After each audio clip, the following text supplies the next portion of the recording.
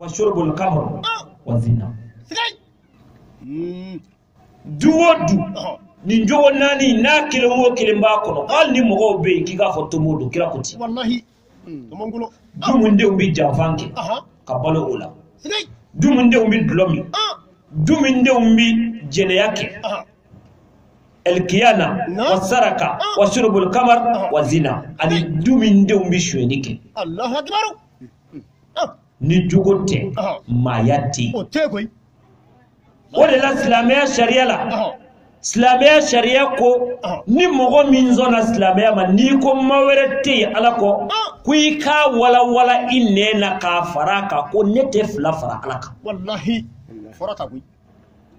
ay mina dalu dima kuma dima ngalo ndigala shiri diga ko wallahi kira e baya di chewma u kelen ko ka fo mawere te ala ko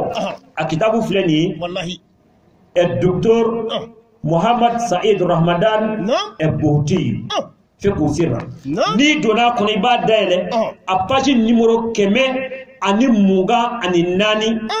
aba ko laqad ra'ayna islamihum ku ye sahaba ka islamiyye lam yakun mujarrada bi nutq shahadatayn nam sigay Allah akbar ko islamiyya make ka fi dala mawarate alako Muhammad ya ka cire no da mafoli kwa make wi o tada wallahi ama nyini nga kwa kara jumei ako bal kena islamuhum huwa juz'ul qalbiyyi wa natqu lisani bihuma summa iltizaman libay'ati allati aqadaha rasulullah sallallahu alayhi wa alihi wa sallam yalo ليسبق سلوكهم بسبقة إسلامية عن طريق التمسك بنسمة وأخلاقه وآمة مبادئة عكس عليهم ألا تشركوا بالله شيئا ولا يسرقوا ولا يزنوا ولا يقتلوا أولادكم ولا يأتوا ببهتان يفترينه بين أيديهم وأرجلهم ولا يعصونك في معروف يأمرهم به فإن وفيتم فلكم الجنة لا إله إلا الله محمد رسول الله نيافو يكما بافو نغابي ولا إيه دي بافو ينينا إدالا نتي فلافرا ألاكا نتي شوينيكي نتي جنياكي نتي ندفا دي نبارا كمبولو كورنتا كنزي كورن نكرا يملا بارا نمو من باكي ما فيكا كان ساوية نغا نينكلي ويواجبي إسلامي بما كتوي كتابولو لا يبي مينا تولا ننجوغو دفالي فوقا يجيلا والله جلو mawrete alako afle kitabu kono kuma mindo ne masebe ni ko mawrete alako Muhammadu ya kachire kitabu ingo wala lende ye kuika baya foko kira ya di chewde muso mati Allahu akbar akitabu fle abe ade kira muso ukabaya kero akitabu bemulea adimuso abia sina alita ubia Abubakar ta ubia Umar tabia Usman tabia Hasan ne Hussein tabia sina Ali bamso no e Fatima bintu Asad islamia mo tanikele nando adundo islamia la baya abia Allahu akbar atatamuka ya jalo ala ka famuti amin wala mina min fiye amen jeniya yoroka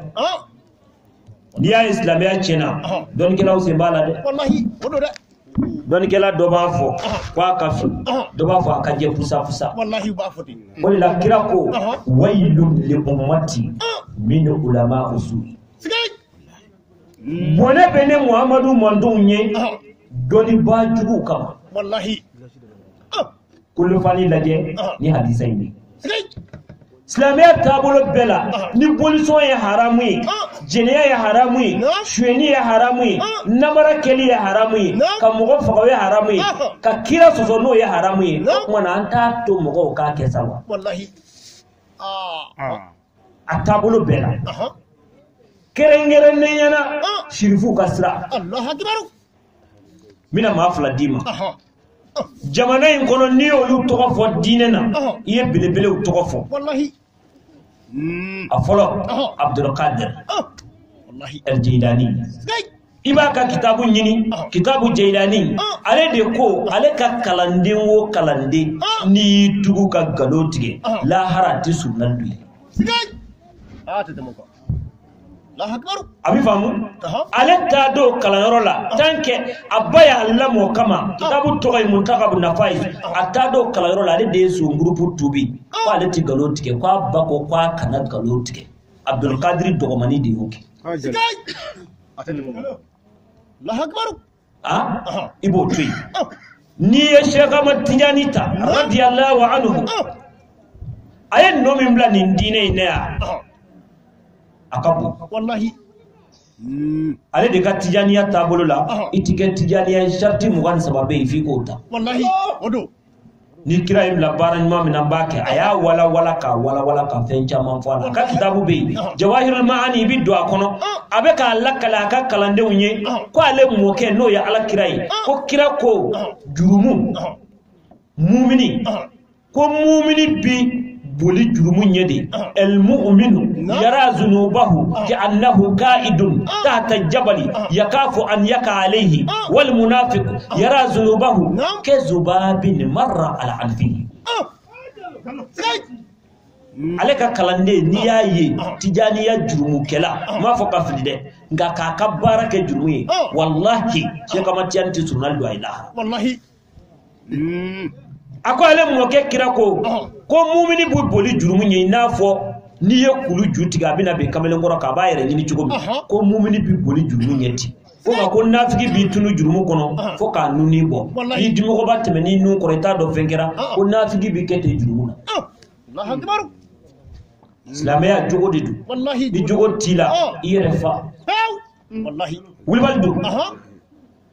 ni kitabu ilaje kitabu intoka ya tauba wa wara'i utayin abeka kuma ala kutala baw minu nyejiye de ya baw ke ya kadanza go baw ke o tubi chugo wode be kitabu yiko Allahu akbar cheno be aleye muso do nyini jene ya la kadesa la kulukutu amaso ama muso inzoro muso ina na furu chewere ma ja chei manyina ba kono halsa muso inye de soro o chenyi o de zoro imbe ko fe gele ya de nana do ka jamana kono halu be mindu o te mabul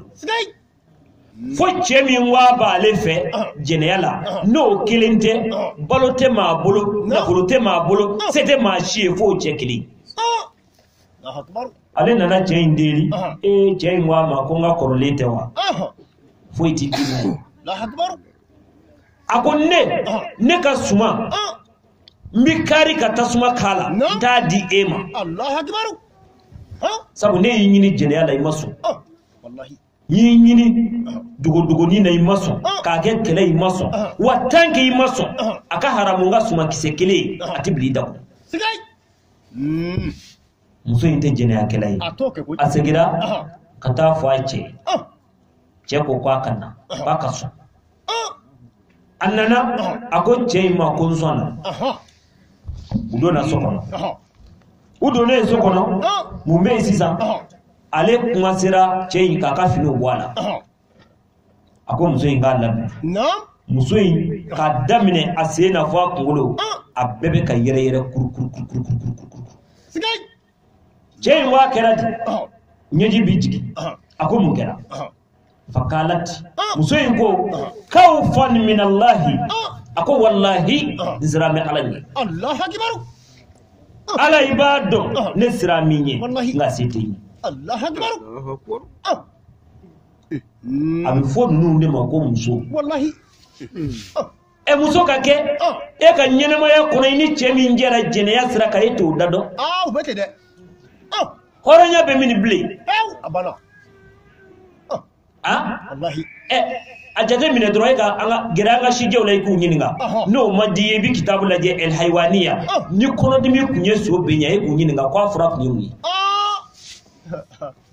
muso min te che donna chete o de bi wele kana abi so kunata ba kuna sabo shinda ma do so rubliki jo wallahi ngaw minu ye demisenu ye kana ne ko ni ma dele ka ye folo ko kono dimi ye sobe sabu so yere ba do amble wati minna ale imana mana be ya no ma ka so abita lahara soko wallahi urode abi famua islamia majugo fo gwanza ama fo gwanza wallahi jalu wallahi est-ce que kuma mi fam tuma mi ni ngera chen yere sirana asirana akwama akonyi toy alakama taraktuka kawfan Allah mfana yitoy alakama nye balo dima tanai na bana na bidodi Allahu akbar sigay ibina jogo placer sisan ni mogo sirana ala nye I kechugo tesa wallahi I kechugo tesa abidoy I wale de la wallahi ama kuma chaya ni ya yambala wele ka wele ala teso ma mainde wallahi Allahu akbar sinali kote el ma'siyatu tumna al ijaba e ka yingali ke ko muna ko dugaw timini ala kota de bato dugaw temine wallahi tamina koy mama madaire la ni ala wele ala tisu atiso Allahu akbar abi famu muso ima kuma chaya da kunyekili akoti nam ako cheima nam ako yene to ya ala kama ako kera ako domantu laka alla yu'azzibuka binari la fi dunya wala fi akhirah Quran jigo kuma foraya ako nyi garanti nya nyini ala fe tasma kani jeni nyi kunaya kuma te la haram mime ka kisa illa kali ale de tara soro che insigiledu aba bolo karita suma kono kan nege blema ta kisa ko kala aka soro kisi ga koro kan nyina aka kisa nyefo Allahu akbar sigay hala nga makorobo we kunyini nga ban ni tanawu chenite minu min nege barake ubu bolo do tasuma na kaku sako yeka geru laban wallahi gundo wera kun talaw fari kolo mimma delika tanaje mimma fadin tudu adallu bido de manaya ke foiti bwala ngabi minu ba bara inke adallu turanga makoroba bula tizi demiseni mabli ka sababu ke muye demisenu nye tanaje na diru ma nuyu bolo do tasuma na abu biente wallahi ya fariya ma chama faka dalubi ba tatin yibu foi make farikolo mala bana hijabu me farikolo ka jene yake baliya hijabu usama na kabwala ajalo wallahi abi famu cheyin ko o shuina wale sigona ka musukoroba do yesigona musukoroba yi ayafu akama yi join Mtoroyi wama qalat sabiyatu allati ataituka kawfan ataituka wa taraktaha kawfan min Allah ako nedeye mugotigini bay mugotigini mi ni bana ka jene ibana ka musomi jene ya obay ni ay sigiro daga imam ako bade ne ay mufai muzoraba ifana kwa masukola ala la aharikuka Allahu binari la fi dunya wala fi al-akhirah ako tasma kani jeni fiyo jiye kona ya mate la haram wallahi alaikum zarawa makiye join zarawa yin konetti udon to fi ndina ngere fi nga ka buye dro ibana ka muso mi ngoni jene ya ala kira bona dodu jena kala bo woloma ma badde fle jena kala mo utikula wallahi anga nato baga kafsaya anye maya kuma wallahi la hakbaru kana to baga kafsayi kitabu do be mule ya kitabu intoka ya sa'atu wa sa'a ko eriwo eri kaba ko do be kenyo wallahi akitabu dlabaga toy Mahmoud al-Masri Abu Amar ala barkala balole do biya masa égyptien ale kisa do daga kitabu kono abe an waju wallahi sabu anga société bi jugo ya ye demisenu be halaki wallahi ukra an faw olu sera ku disi gosi ana mo ke ni jogo yi a dɔw ma kɛ ali ala fɛ u ma maloya wallahi ngaw bi se ka kuma jeune jumɛn bi se ka kuma jeune fille jumɛn bi se ka kuma o la Niger dɔnikɛla dɔ bɛ yen ale y'a sɛbɛn ka kitabu la kosa in na ko ale den ta tɔ tunga fɛ bamananmuso dɔ don ne taara fo musokɔrɔba don a don n'a ye baro kɛ a ko ale den ta tɔ tunga fɛ den ye den kelen de ye dɔ wɛrɛ t'a bolo a kelen kɔ a don den bi bɔ k'a man di ale ye a don ko ale ye ala wele a ye ala wele nka o don ale yɛrɛ ti diinɛ na a ti diinɛ na dɛ a ye fɛn fila de fɔ ne ye a don ko ale y'o de kɛ a y'a den lasigi a kini sin a kiniyafan sin a y'a da den kun na a ko nin sin ni bolo wɛrɛ ma maga na i fa ta kɔ i ka taa i ka na kabakolo ni dugukolo hali n'u nɔrɔla ɲɔgɔn na e ka segin ka na n ka kuma ninnu a b'u bɛɛ su in na k'u jateminɛ a ko ale y'a ka tafe bolo yɔrɔ dɔ de fara ka siri a den bolo la ko taa ni nin f'i ka segin ka na nin foni a ne y'a ɲininka n k'o kɔrɔ ye di a ko nin tafe bolo in ale ka tafe bolo ko a ma foni fiyewu cɛ si ye fo den fa ne y'a sɛbɛn de a y'a fɔ dɔrɔn ne y'a sɛbɛn an baw kɛra ta de an baw an mɔkɛw kɛra ta de a n'an tulomasamaw u kɛra ta de an ka cɛkɔrɔbaw falen dulɔ la wallahi u ma kuma fila fɔ fiyewu u ka badenya ma fara kanu ma baw ni ɲɔgɔn cɛ i n'a fɔ anw bɛ cogo min bi o ma kɛ u m'u ɲɛ bɔ ɲɔgɔn muso fɛ o ma kɛ u kɛra ɲɔgɔn fɛ ka ɲɔgɔn bonya ka ɲɔgɔn gasi sigi ala ye hɛrɛ k'u ye kamalenkɔrɔ cɛ kelen ka cikɛ nɔ o kun bɛ du caman de balo sabu barika tun b'a la nka bi kamalenkɔrɔ cɛ mugan ka cikɛ ɲɔ a ti du balo i b'a ye kow yɛlɛmana u bɔra o cogo la o de la kira ko hɔrɔnya ani jogo o bɛ mɔgɔ min na kafiriya kɔnɔ hɔrɔnya ani jogo o bɛ mɔgɔ min na a ka kafiriya kɔnɔ dɛ ko n'o nana diinɛ kɔnɔ ni o ye kira ko k'a ye olu bila ɲɛfɛ ko olu de ni kuntigiya ka kan kafiri hɔrɔn n'a jogo a fɛn fɛn donna diinɛ na ka baya kɛ ala kira ɲɛna kira ma sɔn o ka to kɔfɛ fiyewu Khalidu y'o cɛ dɔ ye Walid ale kɔrɔkɛ a kɔrɔkɛ ye baya kɛ don min kɔrɔkɛ nana fɔ a ye ko n tubira o don a falen dulɔ la a y'a buteli fara kɔrɔkɛ kun fɔ k'a mugu kɔrɔkɛ in ma si sɔrɔ o fatura ale yɛrɛ bɛna don diinɛ na don min a ye dugu bɛɛ fara ɲɔgɔn kan a ye maganga bɛɛ fara ɲɔgɔn kan o cɛ min kun bɛ sɔnni na ne don wa n bɔ dɔw sera a la n t'a tɔ filɛ n t'a jate o de la a tubilen a ye jɔyɔrɔ ta n'i y'a ye an ka hɛrɛw bɛ ka yɛlɛma ka kɛ bɔnɛ ye jogo de bɔra yen jogo de bɔra yen ni jogo bɔra yen kana siga fiyewu ala ka hɛrɛ ala ko a t'a di jamakulu si ma jamakulu min ma se ka ala bonya ka gasi sigi ala k'o den ka hɛrɛ di fiyewu ni kafiriya don firawuna ma balo ya wa a ma mara kɛ wa firawuna ka sɔrɔsi jamakulu jama min tun b'a bolo kitabu kɔnɔ a da ma se ka don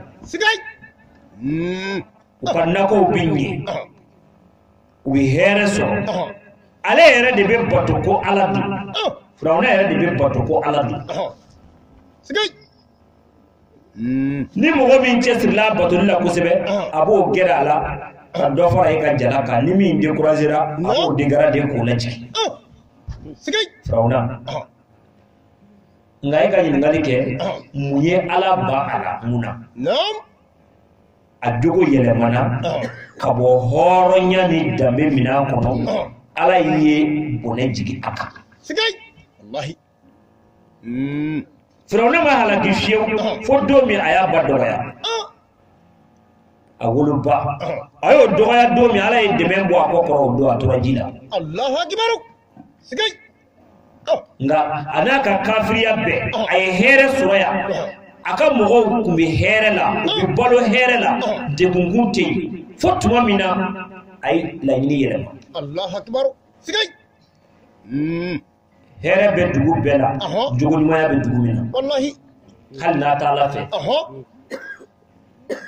ala bi sanji hɛrɛ ma jigi yɔrɔ bɛɛ la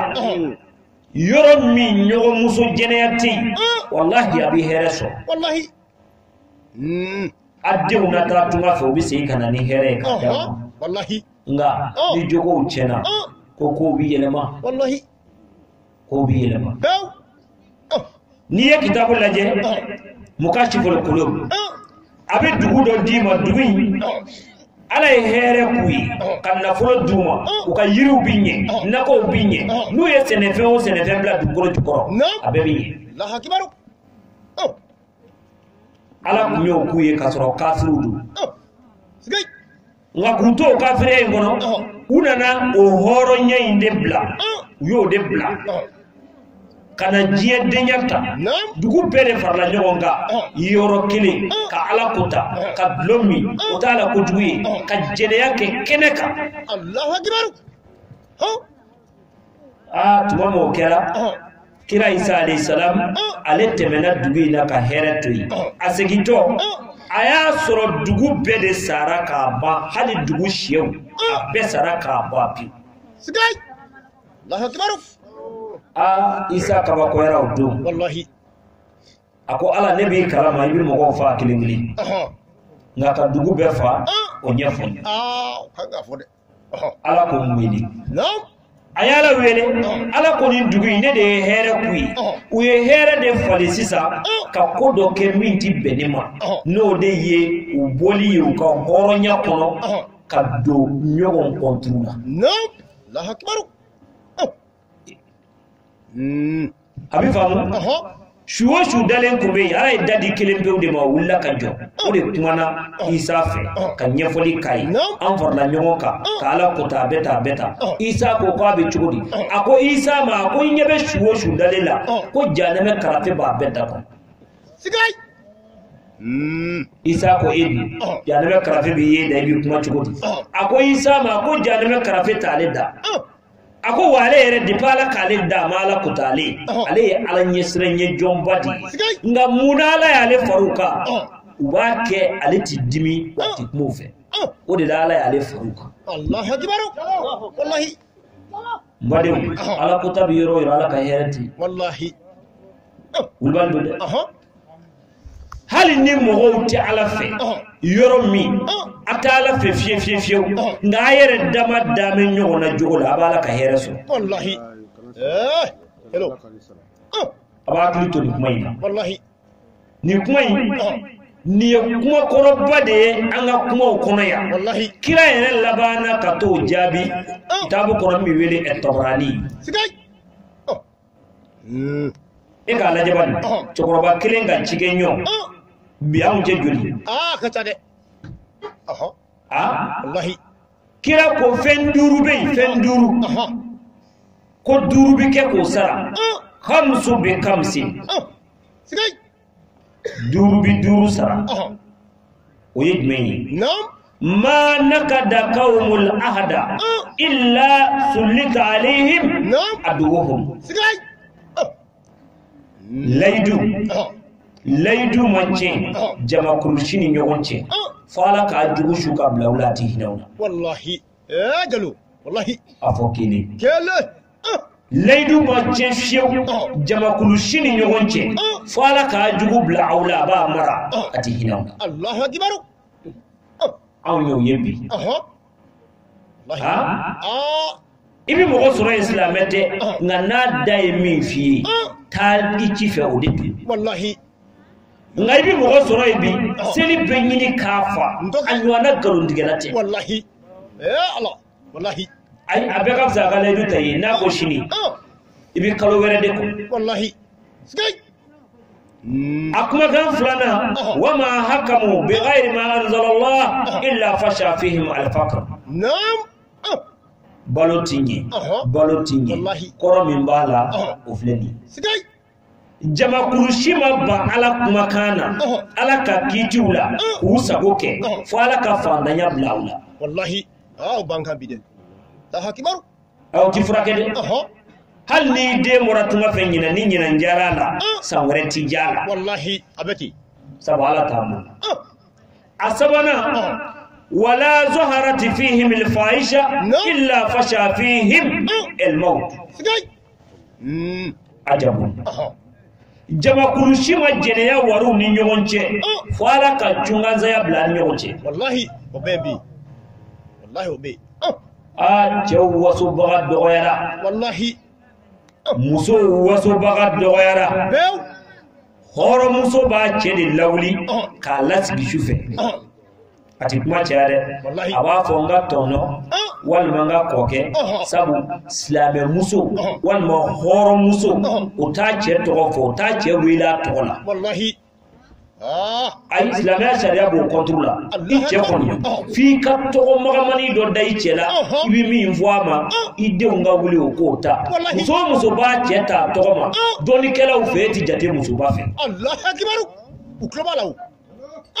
abi famu wallahi ibi chela sigi ka fwai ikadinye kudu ibe ni o fo chei atlo bi kuma sekata wallahi ibina mufu jalo iba nyinga ko muna aba fo muna wi kadiye ne ye nje nye chebe de la nye chebe wallahi kanyere black yiko ne te chedo ni ete sigay